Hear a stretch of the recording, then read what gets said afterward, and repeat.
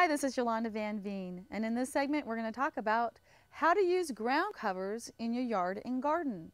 There's so many different types of plants that you can use as a ground cover, but there's different factors that you should consider, whether it's sunny or shady, whether it's really wet or really dry, and then go from there. There's so many options.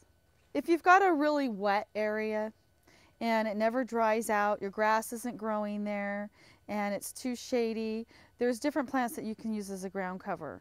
And this Irish moss, any type of moss, is really pretty in the shade. And this is has really pretty little white flowers that bloom in the springtime through the summer, and they're depending on where you live. But it's a beautiful ground cover for shade.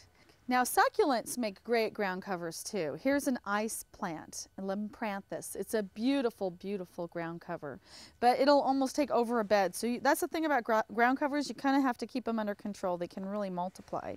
And this is called stone crop. It's a sedum, and it's also a ground cover. And it's just beautiful. I love the different colors. And then lots of herbs make really great ground covers. These are thymes.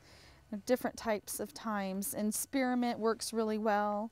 And then other types of succulents too. Hens and chicks make great ground covers, and they will just cover an area. And I just periodically, pull out some of the dead leaves, and they'll just keep growing more and more and more.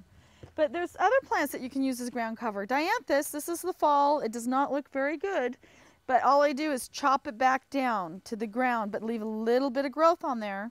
And it will come back next summer and have these pink flowers, which are just gorgeous. They'll bloom all summer. And periodically just chop them down and they'll keep blooming. So ground covers, whether in your yard or your garden, are gorgeous to have. And if you have an area where the grass isn't growing, your flowers aren't growing, you just don't want to deal with it, there's so many different types of ground covers that you can select and you can enjoy.